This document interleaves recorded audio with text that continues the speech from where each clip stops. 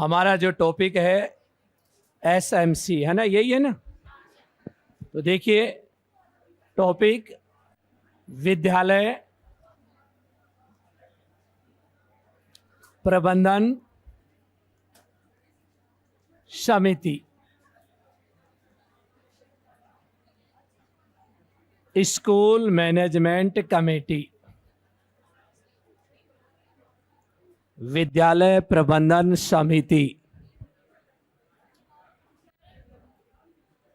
अरे बैठने दीजिए भी। अच्छा, पहले से कोई तकलीफ नहीं थी? अच्छा, ये भी है क्या? टॉपिक का नाम है हमारा विद्यालय प्रबंधन समिति। कल देखिए मैंने आप लोगों को इसके बारे में कुछ जानकारी दी थी, आज फिर दोबारा से बता देता हूं थोड़ा सा इसके बारे में। हमारे देखिए स्कूलों में सबसे पहले एक कमेटी का गठन किया गया था 22 अप्रैल 1999। कब किया गया था गठन? और उस समय देखिए जो नाम था वो नाम क्या था? SDMC। और इसका पूरा नाम भी मैंने कल आपको बताया, school development and management committee. और हिंदी में क्या नाम था? विद्यालय विकास एवं प्रबंधन समिति।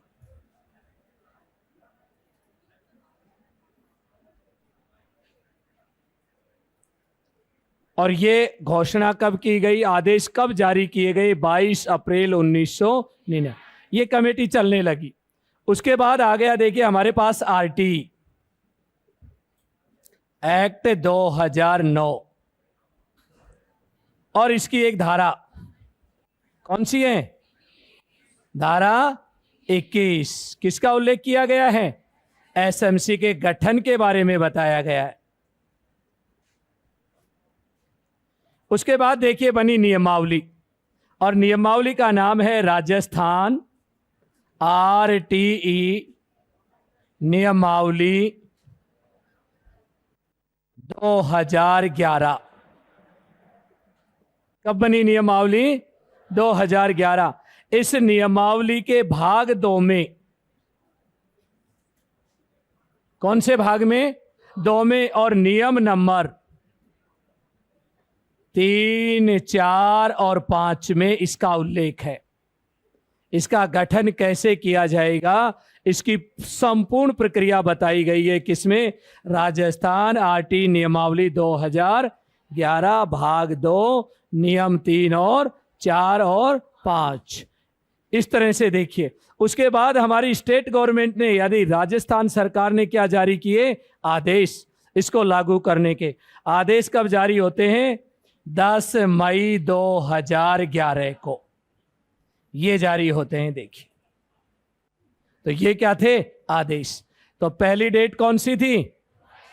दूसरा और तीसरा और चौथा, ये 4 तथ्य हैं। कल मैं आप लोगों को बता रहा था, आज इनको फिर दोबारा से मैंने बताए हैं। पहला तथ्य SDMC का, दूसरा RT एक्ट का, तीसरा नियमावली का, और चौथा राजस्थान में लागू। कब लागू होता है? 10 मई 2011 से प्रारंभ।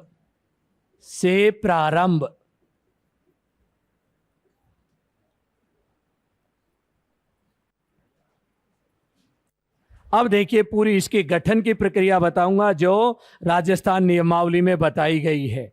नियम नंबर 3, नियम नंबर 4 और नियम नंबर 5 में इसका क्या मिलता है? उल्लेख। तो जिन लोगों ने कल नहीं उतारा था वो आज उतार लीजिए इस चीज को, और उतार लिया है तो आगे बढ़ते हैं फिर।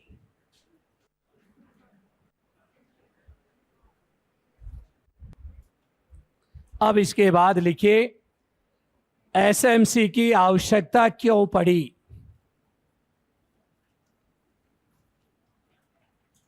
आवश्यकता क्यों पड़ी कि हमें इसे कानून में भी इसका जिक्र करना पड़ा?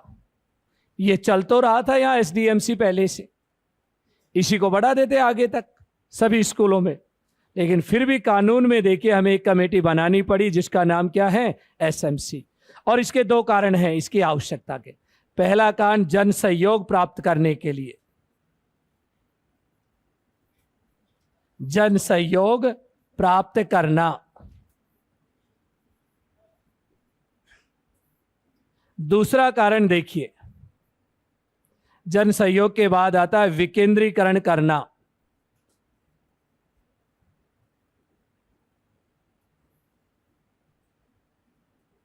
ये दो कारण थे देखिए इसके लिए इसकी आवश्यकता महसूस की गई।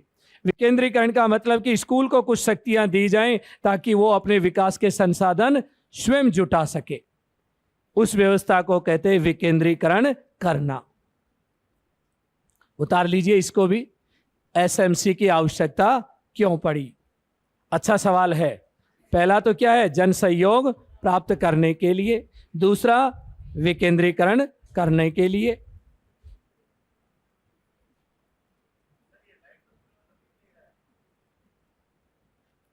कहां से है?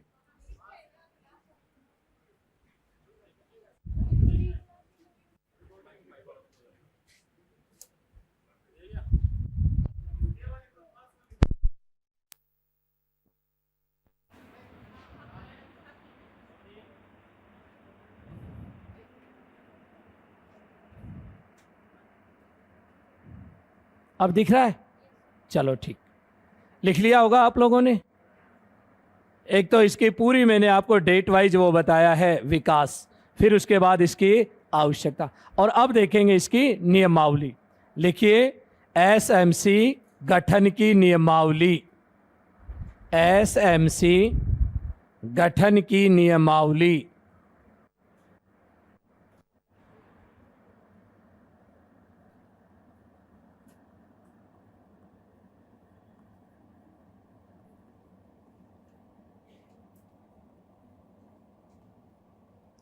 और सबसे पहले देखिए इसमें पहला जो इसका नियम आता है उसके अंदर बताया गया इसका नाम।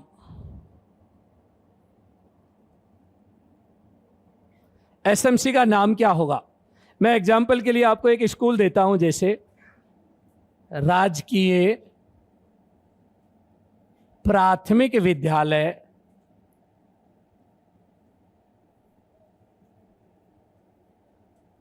ये कोई स्कूल है देखिए, और सबके गांव में एक स्कूल होगा आप लोगों के, आप अपने अपने गांव का नाम लिख सकते हैं, लिख लीजिए।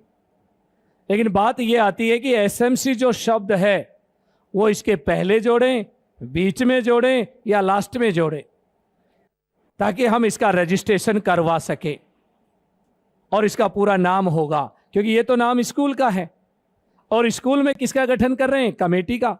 तो एसएमसी शब्द कहां जोड़े बताओ जल्दी से, पहले जोड़े, बीच में जोड़े या लास्ट में जोड़े? और इसको जोड़ने के लिए कहा गया पहले, और पहले क्या लिखेंगे हम, विद्यालय प्रबंधन समिति, प्रबंधन समिति। उतारिए इसको नाम को। और जो भी देखिए स्कूल में आप पढ़े हुए हैं उसका नाम लिख सकते हो या अपने गांव के स्कूल का नाम लिख सकते हो।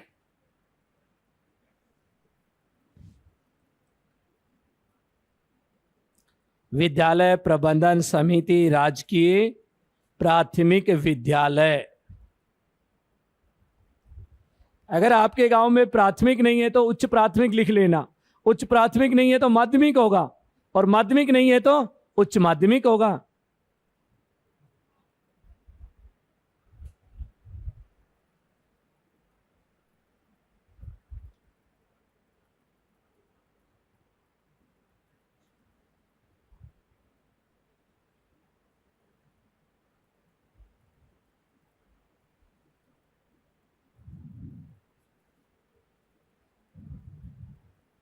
लिख लिया नाम? अब देखिए इसके बाद नोट लगाइए,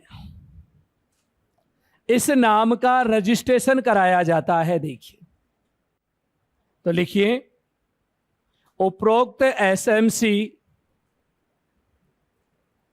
का पंजीयन,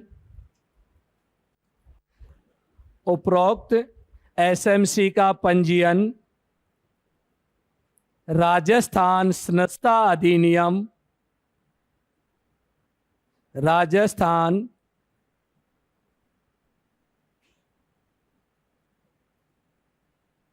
संस्था अधिनियम 1958 के अंतर्गत 1958 के अंतर्गत कराया जाता है, कराया जाता है। दूसरी बात आती है इसमें कार्य क्षेत्र व अधिग्रहण क्षेत्र। क्षेत्र, अधिग्रहण क्षेत्र को कहा जाता है अंग्रेजी में कैचमेंट एरिया।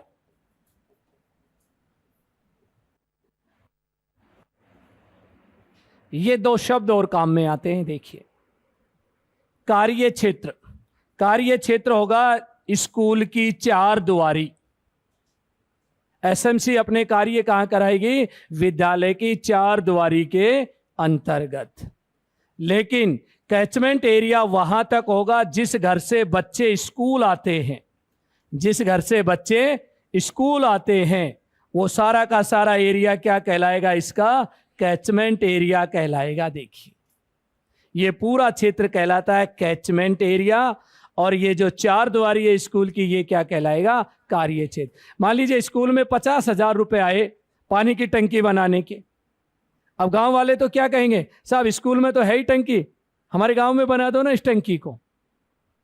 अपने गांव की तो एसएमसी है, गांव की नहीं है, स्कूल की है वो।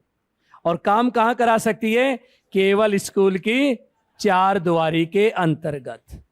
लेकिन कैचमेंट एरिया कौन सा होगा? जिस घर से बच्चे स्कूल आते हैं वहां तक का सारा क्षेत्र क्या कहलाएगा? उसका कैचमेंट एरिया। जैसे नदियों में नहीं कहते कैचमेंट एरिया, मुख्य नदी और सहायक नदी जिस क्षेत्र से पानी प्राप्त करती हैं वो पूरा का पूरा उस नदी का क्या कहलाता है? Catchment area. ऐसे ही देखिए, ये स्कूल जिस क्षेत्र से बच्चे प्राप्त करता है वो पूरा का पूरा क्षेत्र क्या कहलाएगा? उसका कैचमेंट एरिया कहलाता है। तो दोनों चीजें आपके सामने परिभाषित हैं। अब लिखो कार्य क्षेत्र। कार्य क्षेत्र का मतलब क्या है? विद्यालय की चार दीवारी।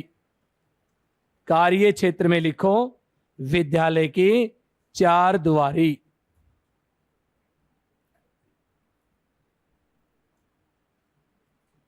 विद्यालय की चार दीवारी। फिर लिखो कैचमेंट एरिया।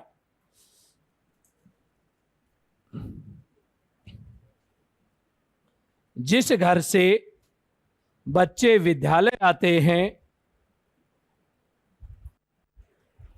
जिस घर से बच्चे विद्यालय आते हैं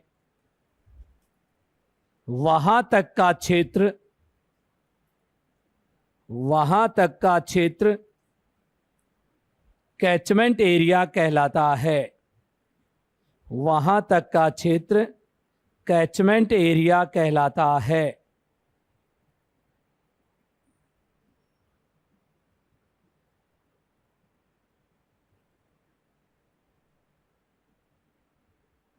फिर लिखिए इसके बाद अलग से लिखो, एसएमसी में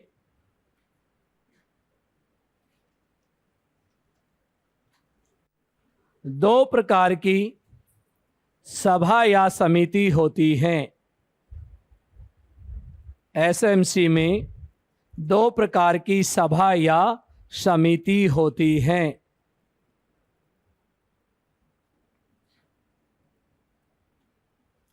और आप लोगों को अब देखिए इसकी पूरी गठन की प्रोसेस बताऊंगा, बड़े ध्यान से इस चीज को सीखना है। दो समितियां होती हैं इसके अंदर, एक का नाम तो है साधारण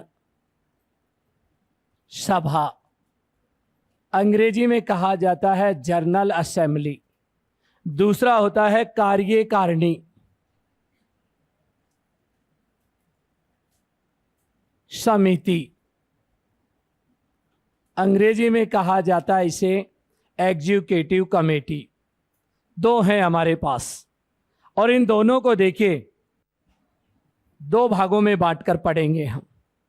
तो पहले इसको पढ़ेंगे, उसके बाद इसके साथ इसकी तुलना करेंगे। तब तुलनात्मक जब चीजों को पढ़ते हैं तो दोनों चीजें क्या होती है, याद हो जाती हैं। इसलिए मैं दोनों को एक साथ पढ़ाऊंगा तुलनात्मक रूप से। सबसे पहले हम बात करते हैं साधारण सभा। और साधारण सभा जो होती है, इसमें सबसे पहले आते हैं सदस्य। साधारण सभा के सदस्य कौन होंगे? पहली बात, कौन होंगे इसके सदस्य? नंबर 1, अभिभावक। कौन होंगे इसके सदस्य? अभिभावक कौन होते हैं भाई? माता पिता, और माता पिता नहीं है तो दादा दादी, और दादा दादी भी नहीं है तो कोई अभिभावक नहीं बनेगा, बाकी बनेंगे संरक्षक। जैसे चाचा चाची, उसके अलावा भाई बहन बुआ, जो भी कुछ है वो सब क्या कहलाएंगे? उसके संरक्षक। इसलिए हमने नाम लिख दिया। दूसरा इसका मेंबर होंगे इन बच्चों को पढ़ाने वाले अध्यापक, जिसे हम कहते हैं टीचर या अध्यापक। अब छोटे स्कूल हैं, वहां कई प्रकार के टीचर हैं, जैसे पैरा टीचर या प्रबोधक, ये भी टीचर ही हैं लेकिन नाम अलग है, प्रबोधक, पैरा टीचर या अध्यापक। कौन से अध्यापक? जो देखिए इन बच्चों को पढ़ाते हैं वो अध्यापक, 1 से 8 तक पढ़ाने वाले सभी नहीं, जो पढ़ाते हैं वो। नंबर 3, पंचायत राज के पदाधिकारी।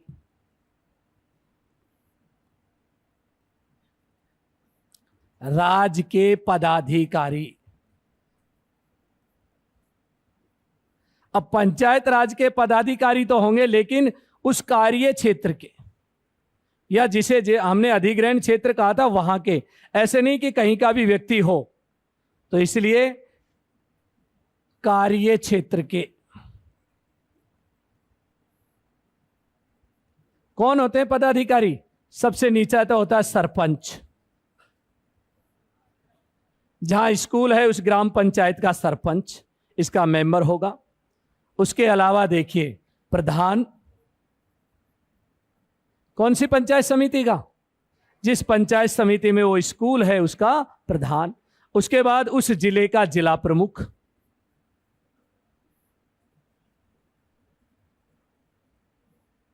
ये सब क्या होंगे इसके? सीधा सा है, पंचायत राज के ही पदाधिकारी हैं। सरपंच है, प्रधान है, जिला प्रमुख है। नंबर 4, चौथे नंबर पर मेंबर होंगे कार्यकारिणी के मनोनीत सदस्य। ये जो कार्यकारिणी है इसके मनोनीत सदस्य।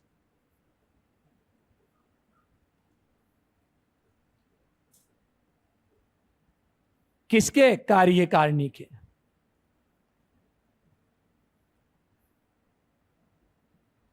तो कितने प्रकार के सदस्य होते हैं? 4 प्रकार के सदस्य। 4 कौन कौन से? पहले अभिभावक या संरक्षक, दूसरा अध्यापक, पैरा टीचर या प्रबोधक, तीसरा पंचायत राज के पदाधिकारी, सरपंच, प्रधान, जिला प्रमुख, और उसके बाद कार्यकारिणी के मनोनीत सदस्य। तो ये 4 लोग सदस्य होते हैं। जल्दी से उतारिए इन चारों को।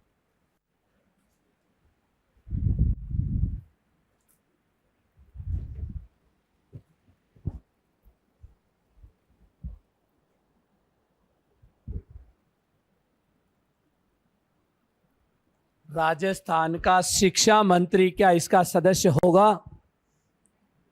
आया हुआ क्वेश्चन है, ये फर्स्ट ग्रेड में पूछा गया था। निम्नलिखित में से एसएमसी का सदस्य नहीं होगा। शिक्षा मंत्री होगा या नहीं? और शिक्षा अधिकारी कैसे होगा? लिखा है क्या कहीं मैंने? अपनी मनमर्जी से ही होगा। अरे 4 प्रकार के लोगों के नाम लिख रखे हैं मैंने, 5वां कोई इसका मेंबर नहीं होगा। उसके बाद देखिए, क्या ये परमानेंट रहेंगे हमेशा? क्या इनकी सदस्यता समाप्त हो सकती है? कभी हो सकती है। तो सदस्य समाप्ति।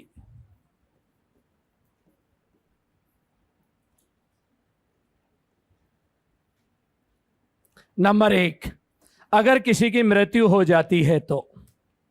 नंबर 2, त्याग पत्र देने पर। त्याग पत्र। उसके बाद नंबर 3, इनका कार्यकाल समाप्त हो जाए, क्योंकि 5 साल का होता है कार्यकाल। उसके बाद कोई और नया आएगा बन के, तो नए का कार्यकाल शुरू हो जाएगा। पंचायत राज के पदाधिकारियों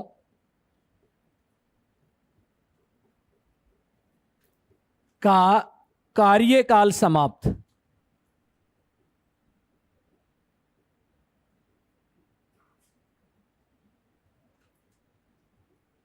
चौथे नंबर पर अभिभावक कब तक है? वो जब तक उसका बच्चा पढ़ रहा है।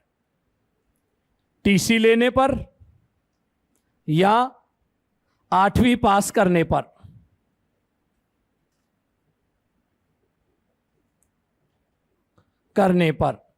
अगर बच्चा उसी स्कूल में 9वीं में आ जाता है तो इसका मेंबर नहीं होगा, क्योंकि ये तो 8वीं तक है। याद रखना इस बात को। कौन सी क्लास तक है? केवल 8वीं, प्रारंभिक शिक्षा के लिए। 9 से 12 तक के लिए तो दूसरी कमेटी है। टीसी लेना या 8वीं पास कर लेता है बच्चा, तो देखिए सदस्यता समाप्ति। इस तरह से ये 4 चीजें बताई गई हैं: मृत्यु, त्यागपत्र, पंचायत राज का पदाधिकारी, और उसके बाद टीसी या 8वीं पास करने पर।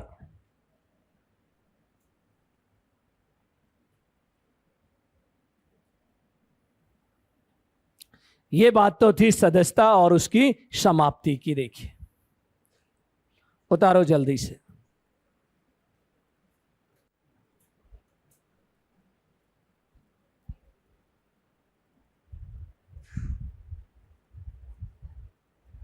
अच्छा,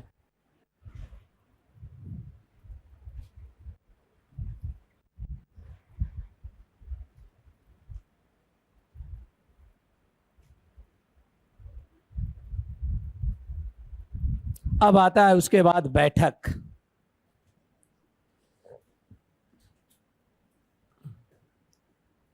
जो मेंबर हैं इनकी बैठक किस दिन बुलाई जाएगी? इनकी बैठक बुलाई जाएगी 3 महीनों में एक बार। कब बुलाई जाएगी? 3 माह में एक बार।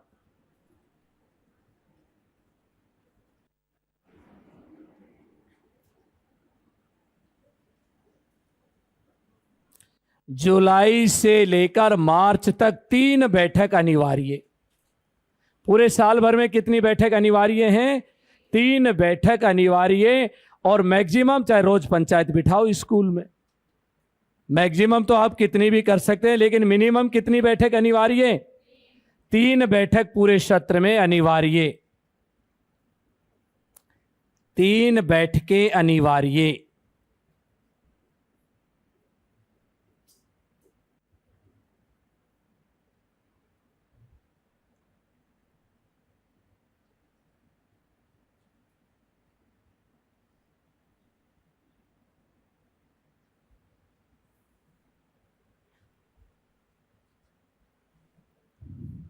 कितनी बैठक अनिवार्य हैं? 3 बैठक अनिवार्य। उसके बाद ये जो साधारण सभा के मेंबर हैं, इनको बैठक की सूचना दी जाएगी। कितने दिन पहले? 4 दिन पहले। कितने दिन पहले दी जाएगी? तो पूर्व सूचना।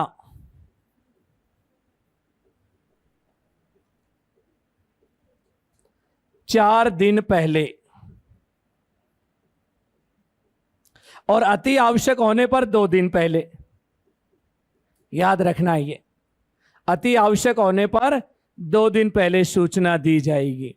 और जब गांव वालों को बुलाया जाता है तो उस सूचना के आधार पर वो आते हैं, चाहे मोबाइल से दें, चाहे लिखित में दें, या कैसे भी आप सूचना दें उनको। उसके बाद देखिए, सूचना की गणपूर्ति, अर्थात हम ये कह सकते हैं सूचना के आधार पर जो लोग आएंगे उन लोगों की क्या करेंगे हम? गणपूर्ति। अंग्रेजी में कहते हैं इसको कोरम। कितना होना जरूरी है? 25%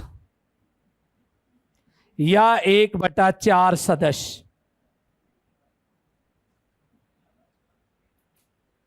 कितना होना जरूरी है? 1/4 सदस्य या 25%। अब देखिए, आपके स्कूल में 200 बच्चे हैं, तो कितने लोग आने चाहिए? 50 लोग तो आने ही आने, लेकिन आपने मीटिंग बुलाई, आए 20 ही लोग, तो बताओ बैठक होगी या नहीं? नहीं होगी। तो अगली बैठक कब बुलाई जाए? अगले दिन, 5 दिन, 7 दिन, 10 दिन, कब बुलाई जाए अगली बैठक? और अगली बैठक बुलाएगी गण पूर्ति के अभाव में। गण पूर्ति के अभाव में,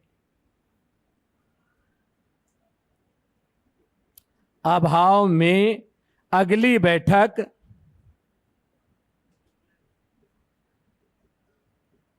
7 दिन बाद।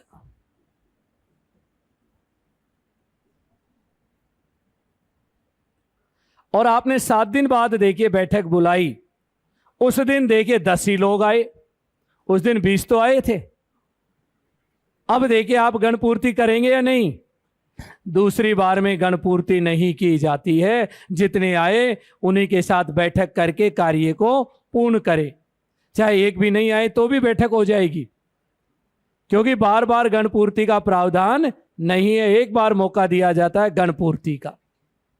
तो ये तो क्या थी? गणपूर्ति के अभाव में अगली बैठक 7 दिन बाद।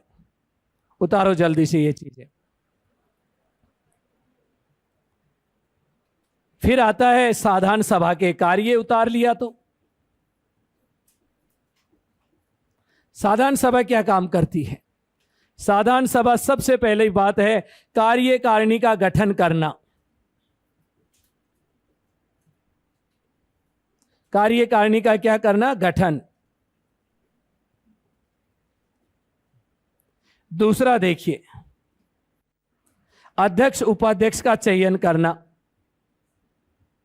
जो कार्यकारिणी में ही आता है। फिर उसके बाद देखिए आय व्यय का ब्यौरा, आय व्यय की समीक्षा करना।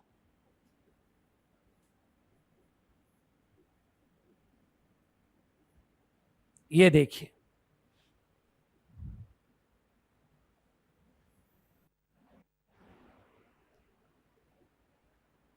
आय व्यय का क्या रखना? समीक्षा करना, अर्थात उसका जो ब्यौरा पेश किया जाता उसमें देखना कि जो धन था वो सही ढंग से खर्च किया गया या नहीं, उसमें पारदर्शिता रखी गई या नहीं। सबसे पहले क्या बताई थी? सदस्यता। उसके बाद सदस्यता समाप्ति, फिर उसके बाद बैठक, उसके बाद कार्य। अब पहला काम कौन सा है? तो सबसे पहले हम देखते हैं कार्यकारिणी को ही। देखिए यहां जो लिखी हुई है हमारी क्या है? कार्यकारिणी।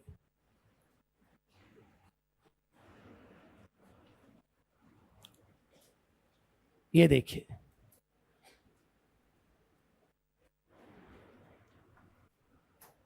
कार्यकारिणी का गठन। अब इस कार्यकारिणी का ये जब गठन की बात आती है तो सबसे पहले क्या देखते हैं? सदस्य। यहां भी क्या पढ़े थे हमने? सदस्य। इसके सदस्यों की संख्या देखिए, पहले तो थी 15, लेकिन मैंने आप लोगों को बताया था 2016 में इनकी संख्या कितनी हो गई? 16। और ये संख्या हमारे राजस्थान में कानून में संशोधन नहीं हुआ, किसमें? नियमावली में संशोधन है अपने यहां। और इनकी संख्या 15 से बढ़ाकर कितनी कर दी? अब 16। तो वर्तमान में सदस्य संख्या कितनी? 16। इन 16 में से 50% महिला सदस्य। 50% कौन हो? महिलाएं सदस्य। इन 16 में से 75% अभिभावक सदस्य।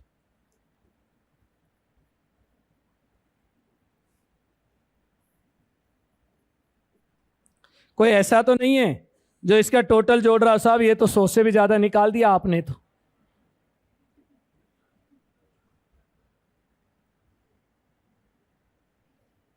अभिभावक महिलाएं कितनी? 8 होनी चाहिए इसके अकॉर्डिंग। अभिभावक कितने होंगे? 11 या 12 या 11.5? एक को आधा कर लेंगे। कितने होने चाहिए? 12। इसके अकॉर्डिंग अभिभावकों की संख्या कितनी होनी चाहिए? 12। और महिलाएं कितनी हो? अच्छा, इससे ज्यादा हो सकती हैं क्या महिलाएं? पूरी 16 की 16 हो सकती है, न्यूनतम है ये तो। कितनी है न्यूनतम? 50% महिला सदस्य होंगी, लेकिन अधिकतम कितनी भी हो सकती हैं। अब देखिए, इसका ब्यौरा भी पूछा जाता है, 16 कौन है, एग्जाम में आता है। इन 16 के बारे में मैं डिटेल बता रहा हूं। देखिए, इसके जो मेंबर होते हैं कौन। नंबर 1, सबसे पहले होते हैं पदेन सदस्य।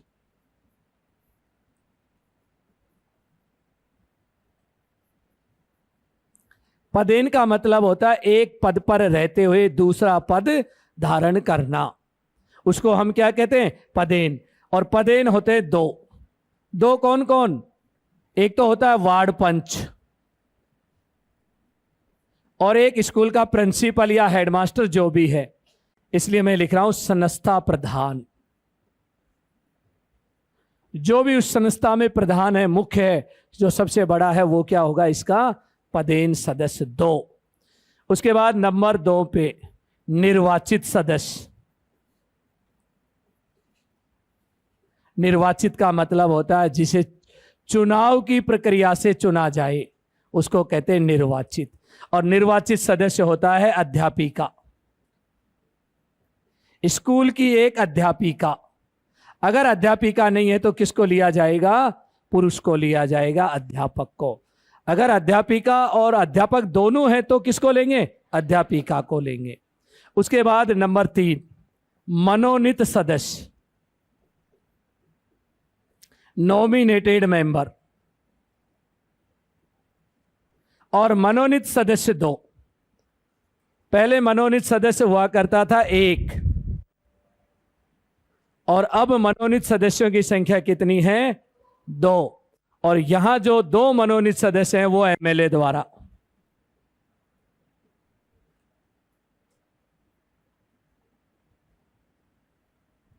किसके द्वारा मनोनीत है? एमएलए।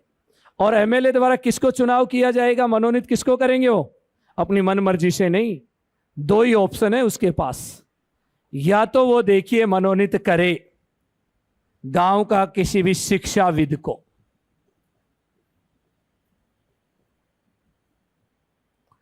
या शिक्षाविद नहीं मिले तो किसी भी विद्यार्थी को जो 1 से 8 पढ़ रहा हो, मन चाहे जिस विद्यार्थी को नहीं। उसके बाद दूसरा किसको चुनेगा? अभिभावक को।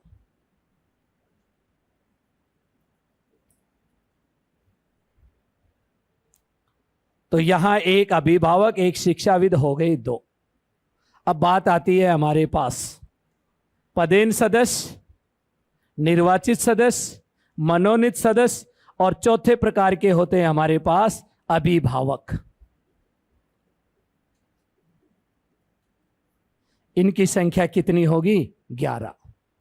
अब गिनो आप, 2 और 1 3, और 3 और 2 5, और 5 और 11 16 सदस्य हो जाते हैं।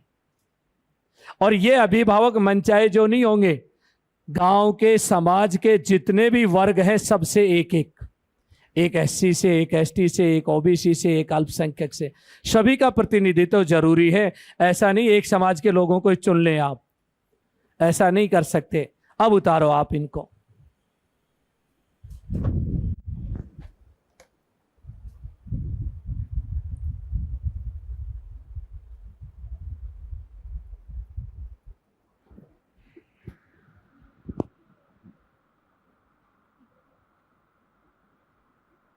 हेलो, हाँ सर नमस्ते। हाँ, क्लास रिकॉर्डिंग वाली क्लास। हाँ हाँ हाँ, चल रही थी, आपने कहा बताया रिकॉर्डिंग।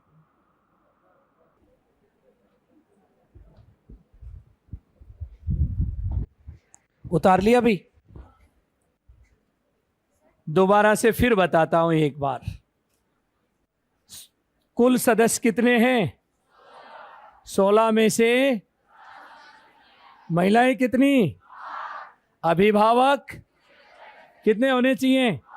12। 11 तो ये रहे, 12वां ये रहा ना, ये रहा। 12वां कौन है? ये रहा। टोटल हो गए 12। देखो, 11 अभिभावक और 1 एमएलए द्वारा मनोनीत होके आगे टोटल संख्या कितनी होगी? 12। अब उसके बाद पदेन कितनी संख्या? कौन कौन? वार्ड पंच। कौन सा वार्ड पंच? जिसके वार्ड में स्कूल है वो वार्ड पंच। मन चाहे जो वार्ड पंच नहीं, जिसके स्कूल में ना, जिसके एरिया में जो स्कूल स्थित है वो वाला वार्ड पंच। और फिर उसके बाद दूसरा हेडमास्टर या प्रिंसिपल। निर्वाचित सदस्य कौन? अध्यापिका, और अध्यापिका नहीं हो तो अध्यापक। और अध्यापक और अध्यापिका दोनों ही नहीं है तो पैरा टीचर होगा, पैरा टीचर भी नहीं है तो प्रबोधक होगा, कोई तो होगा यहां। फिर आते मनोनीत। मनोनीत कितने? किसके द्वारा? एक तो शिक्षाविद या विद्यार्थी, दोनों में से किसी एक को। और दूसरा अभिभावक। अभिभावक का मतलब वो होता है जिसके बच्चे स्कूल में पढ़ते हों। इस तरह से देखिए। और 11 कितने हैं हमारे? अभिभावक। तो 11 और 1, ये 11 प्लस 1 बराबर कितने हो गए? 12। देखिए क्योंकि हमने 12 ही लिखे। हाँ भाई बोलो, क्या पूछ रहे? निर्वाचित, इलेक्टेड। और जिसका निर्वाचन कौन करेगा? प्रिंसिपल के द्वारा, क्योंकि उसके काम को करवाने के लिए चाहिए उसे। वो होते हैं निर्वाचित सदस्य। आगे चलिए। क्या इनकी सदस्यता समाप्त हो सकती है? जैसे इनकी भी सदस्यता समाप्ति हुई थी, तो लिखो इसके बाद सदस्यता समाप्ति।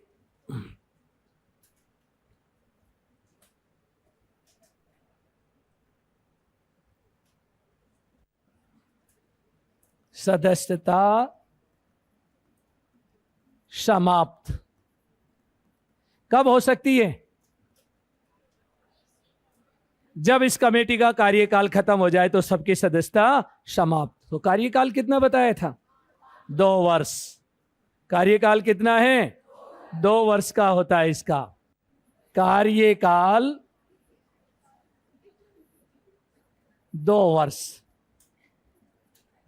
समाप्ति होने पर। दूसरा देखिए, लगातार 3 बैठक बुलाएं, तीनों में ये इन 16 में से कोई मेंबर नहीं आए तो उसकी सदस्यता समाप्ति। लगातार बैठक, ऐसे नहीं पहली में आ गया फिर 2 में नहीं आया फिर आ गया तो सदस्यता समाप्ति नहीं होगी। तो इसके अंदर है क्रमिक। 3 बैठकों में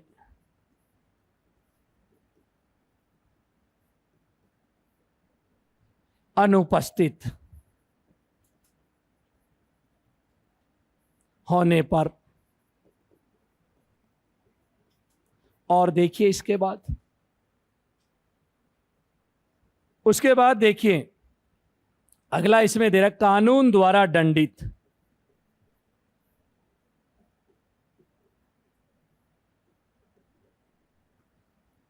कानून द्वारा क्या कर दिया जाए? अगर किसी व्यक्ति को दंड दे दिया जाता है तो उसका मेंबर नहीं होगा, उसकी सदस्यता क्या होगी? समाप्त। या भ्रष्टाचारी हो,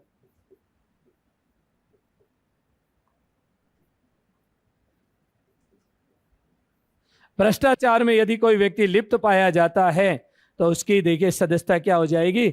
समाप्त। और उसके बाद देखिए अगले नंबर पर कहा गया है बालक के टीसी लेने पर या कक्षा 8वीं पास करने पर।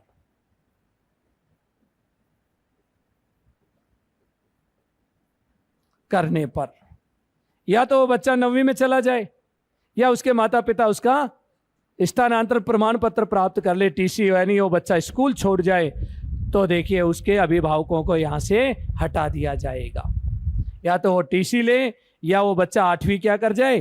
पास कर जाए तो उसके अभिभावकों की सदस्यता क्या हो जाएगी? समाप्त।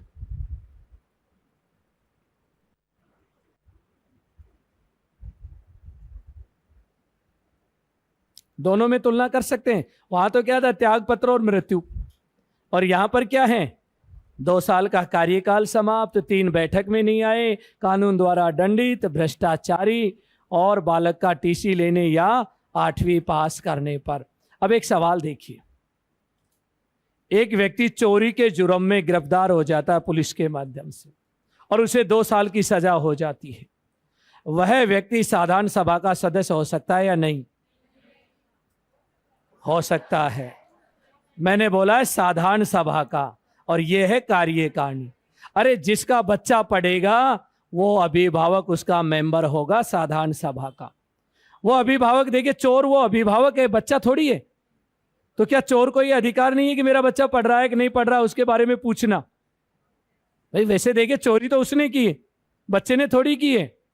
इसलिए वो साधारण सभा का तो रहेगा, लेकिन इसका सदस्य नहीं बना सकते उसको। इसका रहेगा और इसका नहीं रहेगा। अब आता है इसके बाद बैठक। यहां भी लिखी थी हमने बैठक, देखी। बैठक कब आयोजित?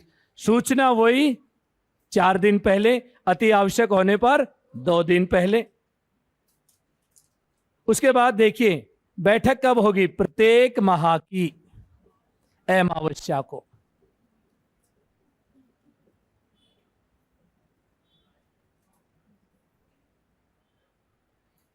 प्रत्येक माह की अमावस्या को क्या आयोजित की जाएगी? बैठक। अच्छा, अमावस्या के दिन आ गया संडे। अब बैठक कब करें? जैसे सवाल ऐसे पूछा जाता है, या तो कोई राजपत्रित अवकाश हो जाए या क्या आ जाए, और संडे वगैरह आ जाए। यदि अमावस्या को राजपत्रित अवकाश आ जाता है तो बैठक आयोजित होगी नंबर 1 ऑप्शन, 1 दिन पहले। ऑप्शन नंबर 2 उसी दिन होगी, छुट्टी के दिन भी। ऑप्शन नंबर 3 1 दिन बाद यानी नेक्स्ट डे। ऑप्शन 4 कभी भी बुला लेंगे। फिर बैठक कब होगी? याद रखना, नेक्स्ट डे। नेक्स्ट डे का मतलब होता है जिस दिन स्कूल खुले। जैसे दीपावली वाले दिन अमावस्या होती है, अगले 7 दिन तक तो छुट्टियां होती हैं। तो नेक्स्ट डे कौन सा होगा? जिस दिन स्कूल खुलेगा दीपावली अवकाश समाप्ति के बाद, उस दिन क्या बुलाई जाएगी? इस कार्यकारिणी की बैठक। तो इसलिए हमने लिखा प्रत्येक अमावस्या को। उतार लो आप। सूचना कितने दिन पहले? 4, अति आवश्यक होने पर। फिर आता है गण पूर्ति।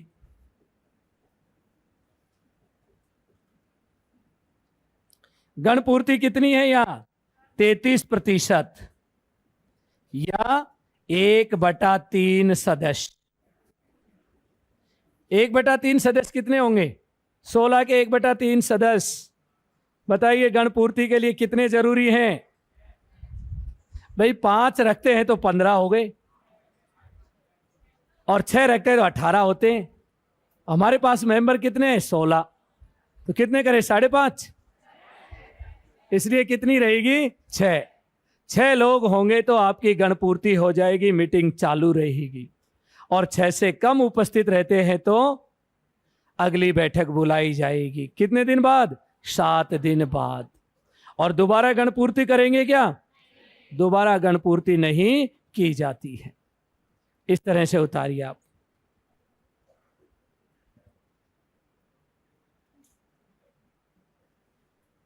अब आप समझ गए किसकी बैठक होती है अमावस्या को?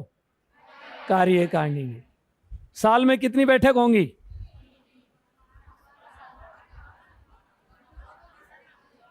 12 महीने स्कूल चलता है। अरे जितने महीने चलेगा उतने महीने हो जाएंगी, कोई फिक्स नहीं है कितनी होंगी। फिक्स तो कौन सी थी? ये 3 माह में 1, और पूरे साल भर में कम से कम 3। यहां कम से कम ज्यादा से ज्यादा नहीं है, प्रत्येक अमावस्या को जो प्रत्येक महीने की आएगी उस दिन क्या होगी? बैठक। तो ये कार्यकारिणी का क्या था? गठन। और ये गठन किसका था? साधारण सभा। तो 2 प्रकार की यहां सभा और समिति थी अपने पास, एक साधारण सभा और दूसरी। अब देखिए यहां मैंने लिखा था कार्यकारिणी का गठन, तो गठन हो गया। अब गठन के देखिए 3 पदाधिकारी होते हैं, अध्यक्ष, उपाध्यक्ष और सचिव। कितने होते हैं? 3, अध्यक्ष, उपाध्यक्ष और सचिव। ये 3 कौन बनेंगे? तो लिखो सबसे पहले अब अलग से अध्यक्ष।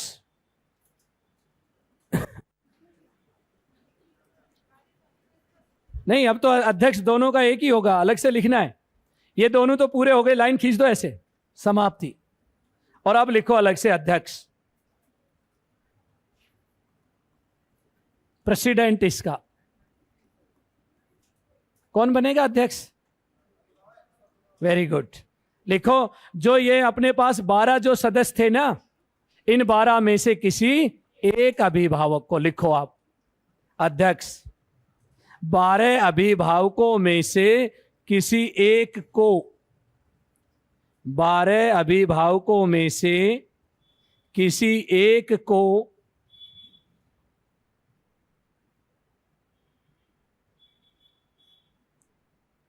को अध्यक्ष बनाया जाता है।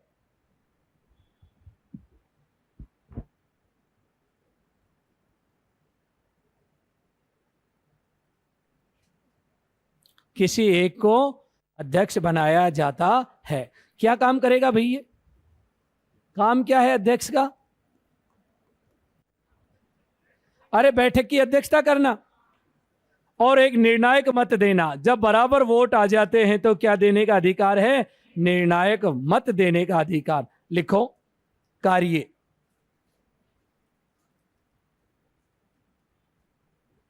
कार्य नंबर 1, एसएमसी बैठकों की अध्यक्षता करना। एसएमसी की बैठकों की अध्यक्षता करना।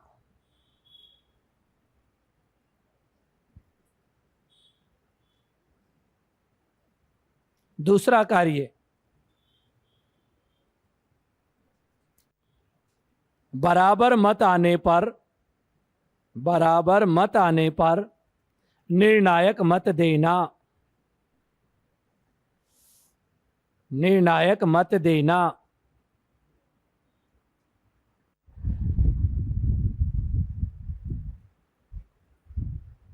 उसके बाद लिखिए उपाध्यक्ष। अध्यक्ष के बाद कौन आते हैं? उपाध्यक्ष।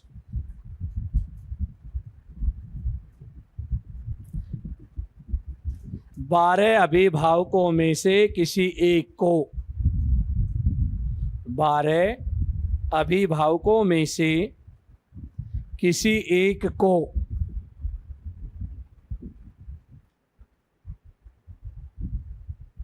कार्य लिखो इनका।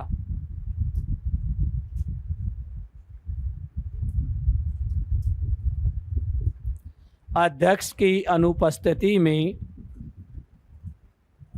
अध्यक्ष की अनुपस्थिति में, अध्यक्ष की अनुपस्थिति में अध्यक्षता करना। अनुपस्थिति में अध्यक्षता करना। अच्छा, कोई दिन ऐसा भी हो जाए ना तो अध्यक्ष आए ना उपाध्यक्ष आए, दोनों ही नहीं आई, अब कौन करे अध्यक्षता?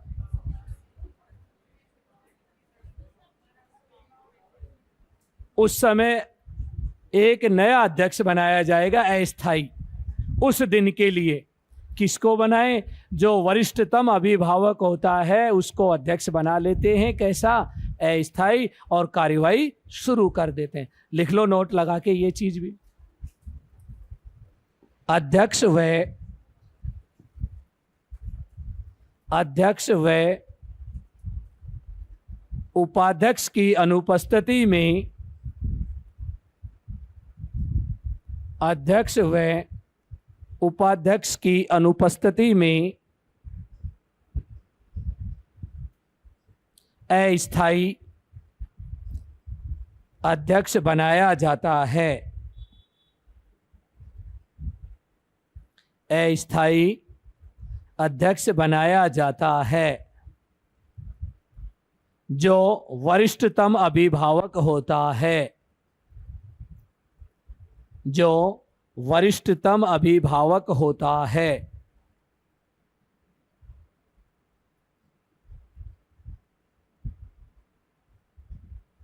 अगले नंबर पर लिखो सचिव।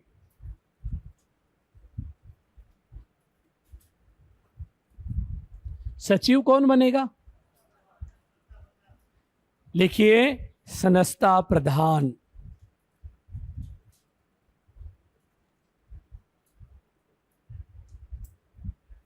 जो भी उस संस्था का प्रधान होगा वही क्या कहलाएगा? सचिव। कार्य लिखो सचिव के। कार्य, क्या कार्य है सचिव के भी? क्या काम करेगा सचिव? देखिए, जो भी लेखा जोखा होता है वो सारा किसके पास मिलेगा? सचिव। गांव वाले तो मीटिंग करे और करके चले जाएंगे, सारा रिकॉर्ड कौन रखता है? सचिव। तो लिखो आप इसमें, बैठकों का एजेंडा तैयार करना, और एजेंडा को हिंदी में कहते हैं कार्यव्रत। बैठकों का एजेंडा तैयार करना।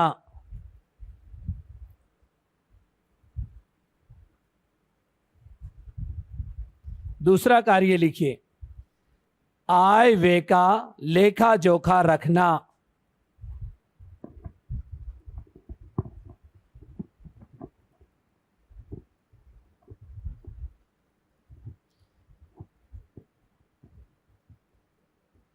आय व्यय का लेखा जोखा रखना, यह कार्य किसका है? सचिव का। उसके बाद लिखिए, एसएमसी से संबंधित रिकॉर्ड संधारित करना। अगला कार्य है एसएमसी से संबंधित रिकॉर्ड संधारित करना। संधारित करना यानी सारा रिकॉर्ड किसके पास? सचिव के पास। अब देखिए, एसएमसी का एक खाता खोला जाता है और उस खाते में जो भी पैसे आएंगे एसएमसी के आएंगे, उनका जो लेन देन करेगा वो कौन करेगा? अध्यक्ष और सचिव दोनों मिलके। एक अकेला नहीं कर सकता, और पैसे वैसे नहीं निकाल सकते, केवल चेक के माध्यम से ही लेन देन किया जाएगा। तो खाता कौन से बैंक में खोल सकते हैं? राजकीय बैंक या सहकारी बैंक, प्राइवेट बैंक में खाता नहीं खोला जाएगा। तो लिखो अब अलग से, एसएमसी का खाता।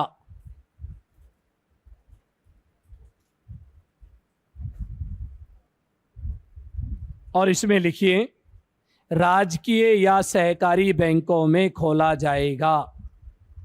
राजकीय या सहकारी बैंकों में खोला जाएगा।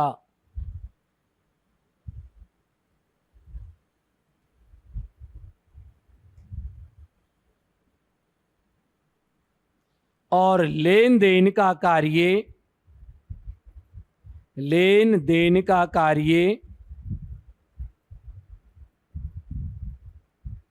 अध्यक्ष और सचिव के, अध्यक्ष और सचिव के संयुक्त हस्ताक्षरों द्वारा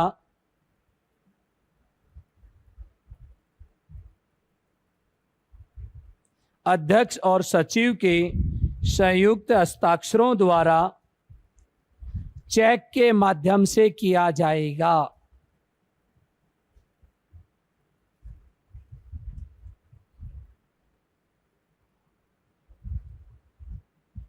अगर किसी को 1 रुपए भी देना है तो चेक ही दिया जाएगा, 1 रुपए का भी, क्योंकि होता किसके माध्यम से? चेक। और चेक का मतलब यह है कि आपने वास्तविक रूप से भुगतान किया, कोई फर्जी काम नहीं किया। अब देखिए, आपने बैंकों से लेन देन किया और उसका एक रिकॉर्ड रखा जाता है। उस किताब को क्या कहते हैं? Cash book. क्या कहा जाता है उसको? Cash book. अब कैश बुक में कोई गलती हो जाए, कोई त्रुटि हो जाए, उसकी जांच भी होती है। और जांच कौन करेगा? जिसने इस समिति का रजिस्ट्रेशन किया, उसके द्वारा इसकी क्या की जाती है? जांच। तो रजिस्ट्रेशन किसने किया? सहकारी समितियों ने। तो इसकी ऑडिट भी कौन करेगा? सहकारी समिति द्वारा ही जांच। और जांच को अंग्रेजी में कहा जाता है ऑडिट, और हिंदी में कहा जाता है अंकेक्षण। हिंदी में क्या कहते हैं हम? तो लिखिए इसके बाद, एसएमसी के खाते की जांच या ऑडिट कार्य, एसएमसी के खातों की जांच या ऑडिट कार्य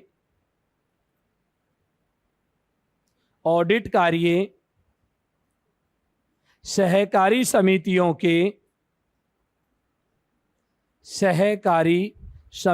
के ऑडिटर द्वारा की जाती है। सहकारी समितियों के ऑडिटर द्वारा की जाती है।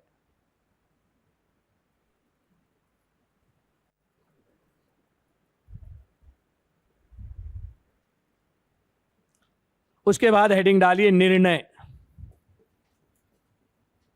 निर्णय किस आधार पे लिए जाते हैं? इसमें दो आधार पर। दो आधार कौन सा? पहला निर्णय होता है सर्वसम्मति। भाई सब हाथ खड़े करके कहते साहब हम सहमत है, ये काम कर दिया जो सही है, वो क्या कहलाती है? सर्वसम्मति। दूसरा बहुमत। अगर सर्वसम्मति नहीं बनती है तो फिर किसके आधार पर? बहुमत के आधार पर।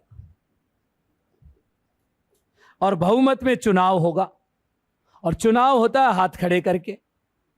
भाई कितने लोग देखिए आप सहमत हैं? हाथ खड़े किए 6 लोगों ने। कितने सहमत हैं? फिर 6 लोगों ने खड़े कर दिए। बराबर मत। अब निर्णायक मत कौन देगा? अध्यक्ष। जिधर भी वो मत देगा वही विजयी। इसको क्या कहते हैं हम? बहुमत। तो निर्णय देखिए किसके आधार पर लिए जाते हैं? सर्वसम्मति और बहुमत के आधार पर। फिर देखिए इसके बाद इसमें कोष भी होते हैं। एसएमसी के 2 कोष बनाए गए हैं पैसों के लेन देन के, उसे हम कहते हैं एसएमसी के कोष। कितने कोष बनाए गए? 2। एक का नाम तो है विकास कोष,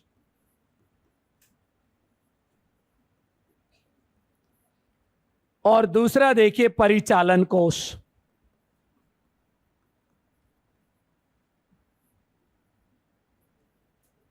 कितने प्रकार के कोष हो गए? 2। विकास कोष, बच्चों से 8वीं तक तो फीस ले ही नहीं सकते, तो फिर विकास कहां से आएगा? माता पिता से लिया जा सकता है। बच्चों के नाम की रसीद नहीं कट सकती, तो रसीद किसके नाम से काटें? माता पिता के नाम से काटें, या तो माता या पिता के नाम से विकास कोष की रसीद। जैसे एसएमसी ने निर्णय लिया 1ली से लेकर 8वीं तक के प्रत्येक बच्चे से 100 रुपए लिए जाएंगे। अब 100 रुपए की रसीद बच्चा लाएगा 100 रुपए, तो रसीद किसके नाम से कटेगी? उस बच्चे के माता पिता से, न कि बच्चे के नाम से। बच्चे के नाम से क्यों नहीं काट सकते? क्योंकि निःशुल्क शिक्षा है, उसका उल्लंघन हो जाएगा।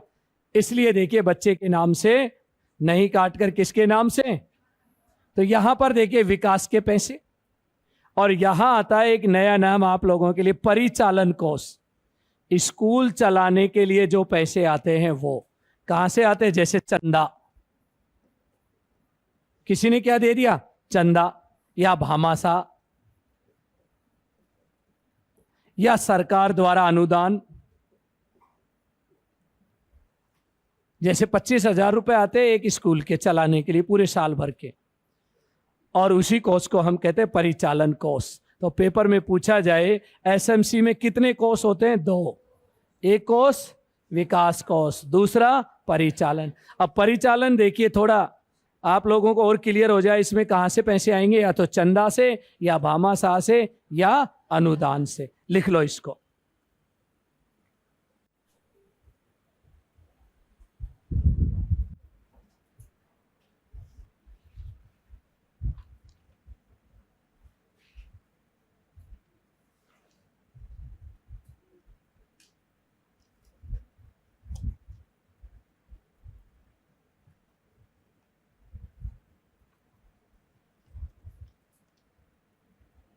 और अब अंत में लिखिए एसएमसी के कार्य। एसएमसी के कार्य।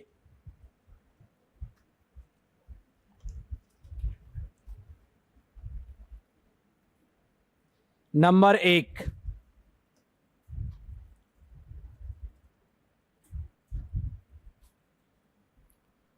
1, विद्यालय के कार्यों की मॉनिटरिंग करना। विद्यालय के कार्यों की मॉनिटरिंग करना।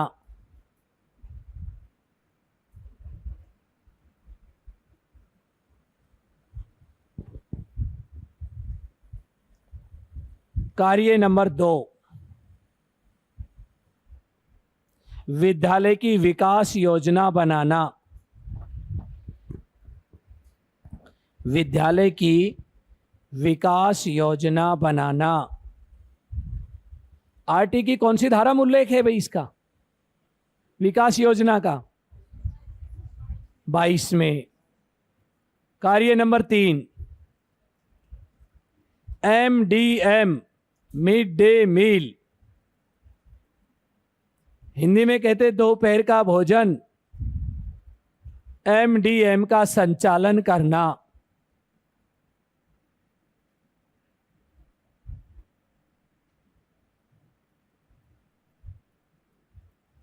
अगला कार्य,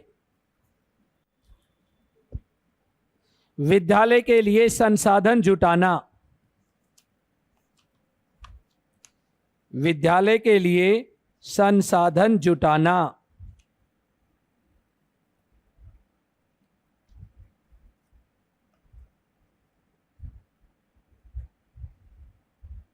उसके बाद लिखिए, विद्यालय में नामांकन व ठहराव सुनिश्चित करना। नामांकन व ठहराव सुनिश्चित करना।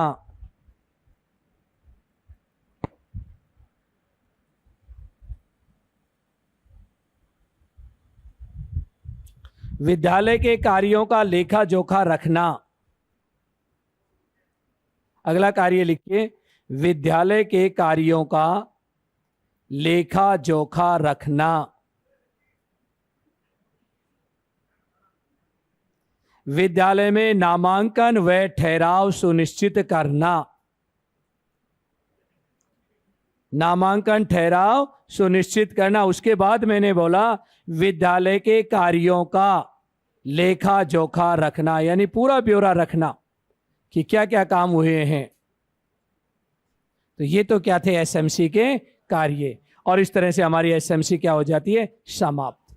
और अब देखिए एक दूसरी कमेटी और है हमारे बड़े स्कूलों में, जिसका नाम क्या है, एसडीएमसी। अब आप देखिए एक स्कूल है हमारे पास, उच्च माध्यमिक,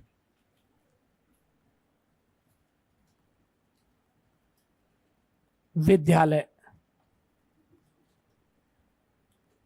उच्च माध्यमिक विद्यालय में देखिए 2 प्रकार की समितियां होती हैं। एक तो होती है एसएमसी और एक होती है एसडीएमसी। दोनों चलती हैं इसमें।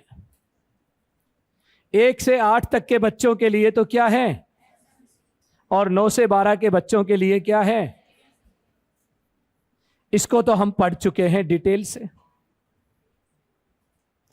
इसमें जो भी पैसे आते हैं मिड डे मील, MDM का खर्च करता है।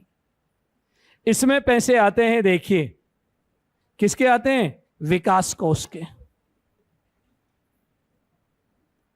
क्योंकि यहां चलता है ये विकास कोष। और आजकल एक अभियान और चल रहा है, समग्र शिक्षा अभियान। उसके पैसों को खर्च कौन करेगा, ये या दोनों? दोनों करती हैं। अगर हम बात करें समसा के जो पैसे आते हैं, इन दोनों को खर्च करने की जिम्मेदारी दोनों की।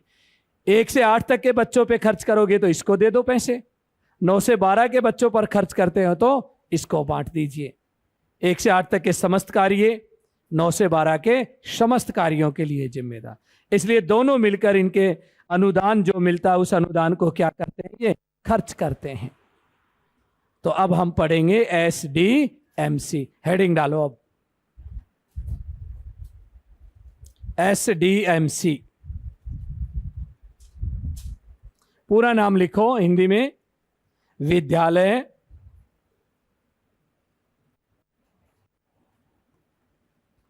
विकास एवं प्रबंधन समिति, एसडीएमसी।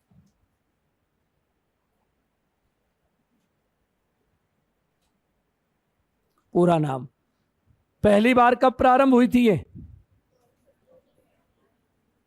बताया था मैंने, 22 अप्रैल 1999 से प्रारंभ।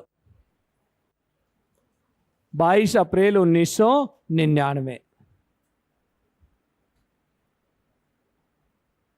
पहले सदस्य थे 17 और आज कितने सदस्य हैं? तो हम लिखें इसमें, प्रारंभ में सदस्यों की संख्या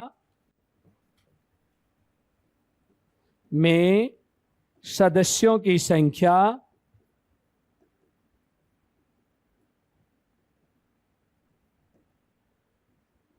17 तथा वर्तमान में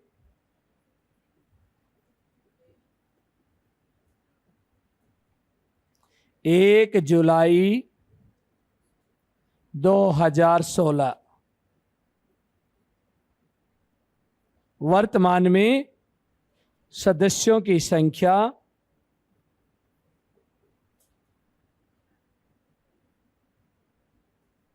23।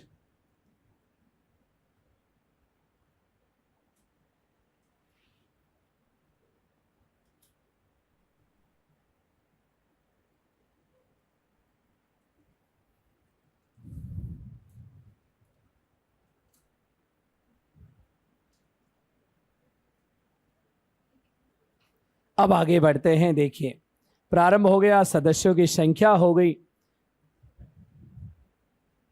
उतार लिया ये। शुरुआत में कितने थे? 17। आज कितने हैं? 23।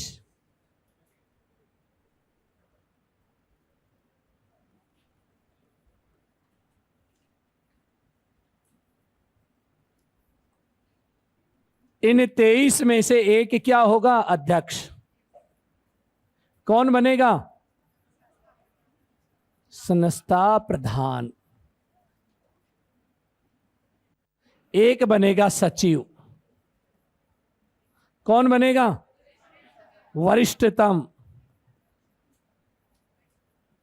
व्याख्याता।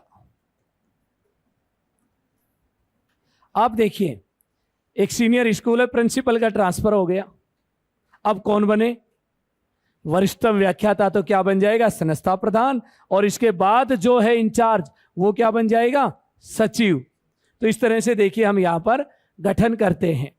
उसके बाद इसके कुल सदस्यों में से 50% महिला।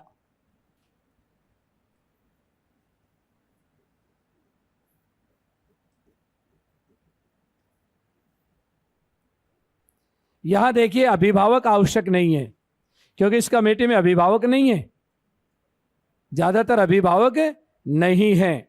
तो इसके अंदर कौन है? इसके अंदर एडीपीसी रमसा के द्वारा 2 टीचर्स का चयन, जिला शिक्षा अधिकारी द्वारा चयन, 6 विषय अध्यापक, एक अपने यहां निर्वाचित जैसे सरपंच, ऐसे लोग हैं इसमें। और उनके सदस्यों की संख्या कितनी होती है? 23। इस तरह से यहां जो सदस्य बनाए जाते हैं, अभिभावक नहीं है, केवल महिलाएं कितने हैं? 50%। उतारिए इन दोनों चीजों को। अध्यक्ष हो गया, सचिव हो गया, उसके बाद महिला 50%। फिर देखिए इनकी बैठक। बैठक कब होगी इसकी कार्यकारिणी की? प्रत्येक अमावस्या को।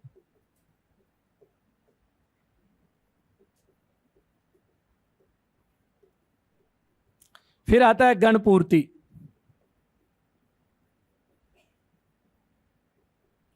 और गणपूर्ति की यदि हम बात करें तो 50%, यानी 1/2 सदस्य। याद रखना इसमें, वहां गणपूर्ति चली थी 25, 33 और 50। पहले 25 बताई, फिर मैंने 33 बताई, और अब कितनी आ गई गणपूर्ति? होती होती 50%, यानी 23 के आधे तो होने चाहिए उपस्थित। कितने होते हैं? 12 मेंबर तो जरूरी हैं गणपूर्ति। नहीं तो फिर वही 7 दिन बाद क्या बुलाई जाएगी? बैठक। पूर्व सूचना कितने दिन पहले? 2 सप्ताह पूर्व।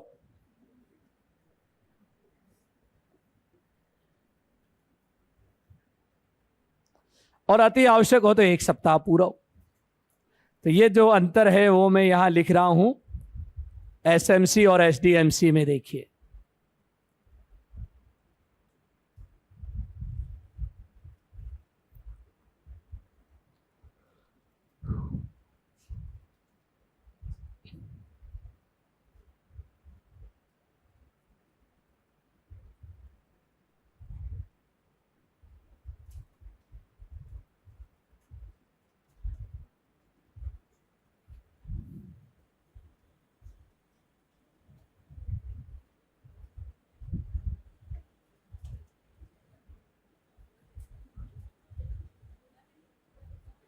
अब आगे देखिए, इसमें सदस्यों के बारे में जितनी जानकारी थी वो आ जाती है। इसमें 2 उप कमेटियां बनाई गई हैं। याद रखना, एसडीएमसी में क्या है, 2 उप समिति, और वो कौन कौन सी हैं? एसडीएमसी की उप समिति,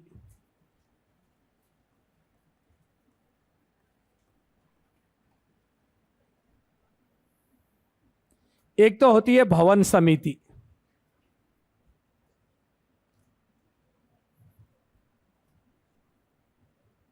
स्कूल भवन उप समिति।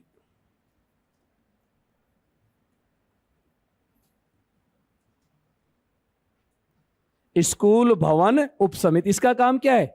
4 दीवारी भवन का निर्माण, पेयजल, यानी जो भी इंफ्रास्ट्रक्चर है उससे रिलेटेड सारे काम कौन करेगी? ये समिति।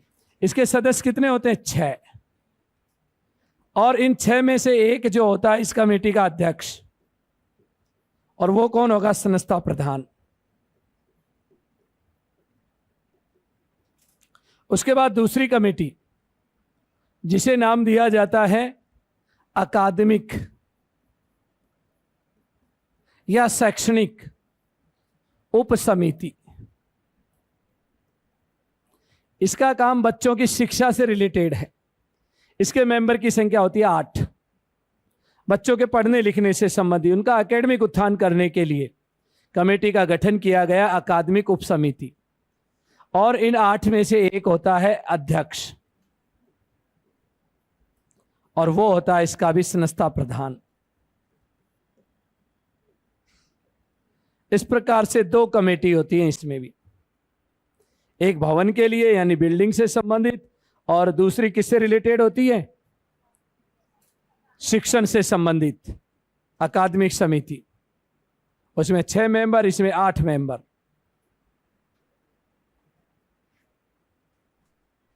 और दोनों में अध्यक्ष कौन होता है? संस्था प्रधान।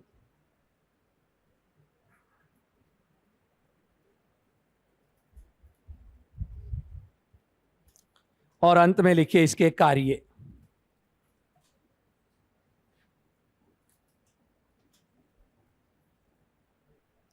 अंत में लिखिए इसके कार्य।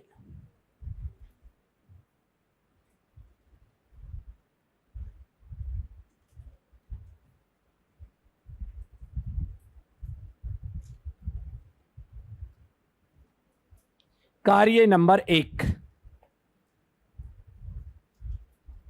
पहला कार्य लिखिए भी, विद्यालय की विकास योजना तैयार करना।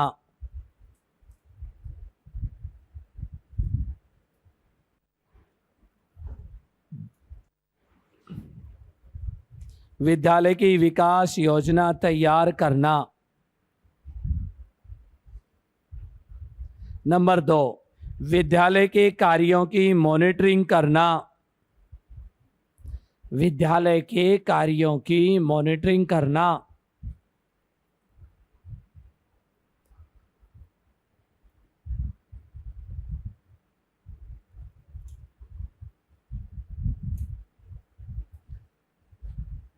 नंबर 3, आय व्यय का लेखा जोखा रखना।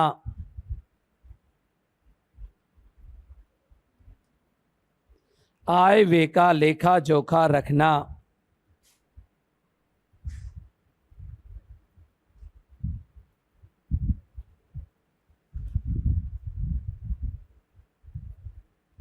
अगला कार्य,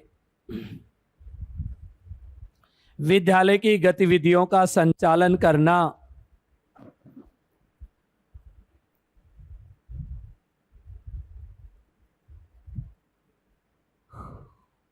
विद्यालय की गतिविधियों का संचालन करना।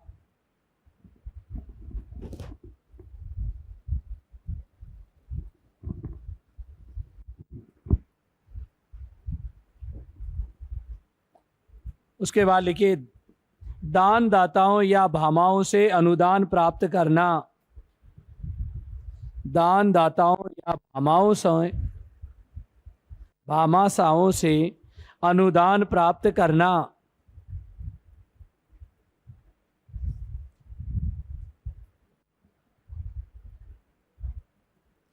तो ये तो थी हमारे स्कूलों की दो कमेटी, एक का नाम एसएमसी और दूसरे का नाम एसडीएमसी। दोनों कमेटियां आप लोगों ने पढ़ ली, एक 16 सदस्य और एक 23, और इस तरह से हमारा एक टॉपिक क्या हो जाता है, समाप्त।